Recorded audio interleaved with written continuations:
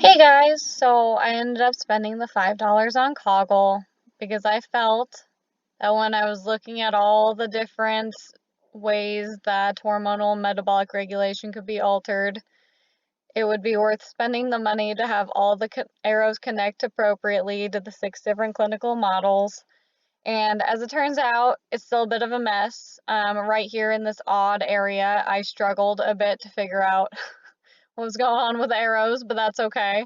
I think it was really helpful for me to have all of these different arrows to see just how connected a lot of these things are. One thing I'd like to point out before I even start is that of the 9 different examples of alteration that we were given in the book in that box, I only used 6 of them because, 5 of them, my apologies, because I decided to combine a lot of them into the impairment of the endocrine gland because I felt that impairment of the endocrine gland was more of an umbrella term to kind of talk about the impairment of receptor binding as well as the impairment of secreting an active hormone. I felt that those fit under that umbrella appropriately. One thing I did not add in here were alterations in metabolism and the elimination of the hormone because I simply could not find either where that fit or I felt that it kind of encompassed all of them. And essentially, if you're not breaking down the hormone enough, it's just going to remain present, as is the case in, for example, hypothyroidism with TSH. So I didn't add that one in here because I felt it wasn't helpful in the concept map at all because it wasn't like only a couple of them were affected by it. So to start, I actually started here with excessive or too little production and secretion of the hormone.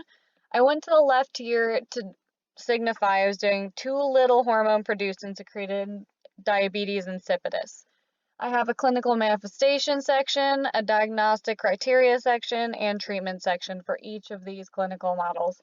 I felt it was super cool that I was able to add the clinical manifestations to each of these because, as you can see, a lot of them are really similar, but they're also kind of vague. A lot of it's nausea, vomiting, headache, muscle cramps, that kind of stuff. And then there's some things, for example, in Cushing syndrome with moon face, things that are like obviously really significant and representative of that specific syndrome. So I thought it was really cool I was able to add all of those clinical manifestations in here and not get it too messy.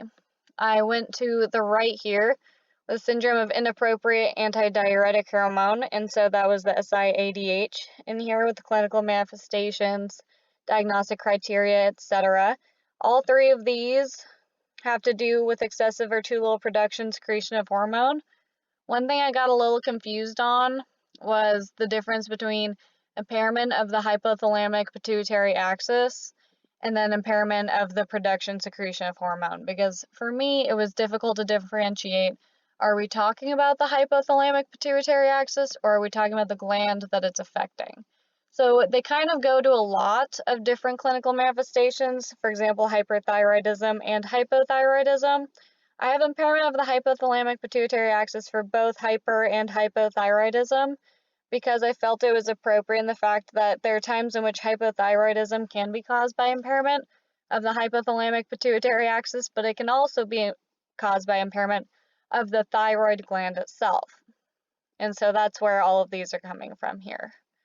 I also have, over on our left-hand side, while impairment of the negative feedback loop can be attributed to, for example, hypothyroidism, I felt like that wasn't a cause, but rather a symptom.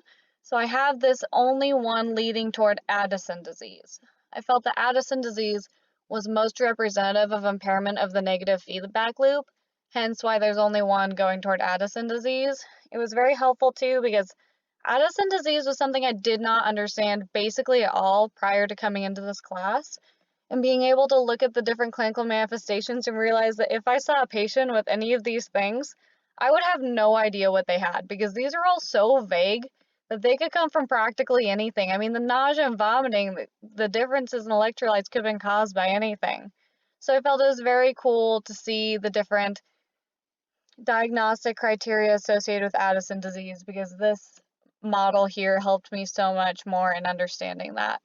Otherwise, I felt that I understood the hormones being produced ectopically concept. I felt that that was really helpful to map it out. However, I felt I had a good handle on that.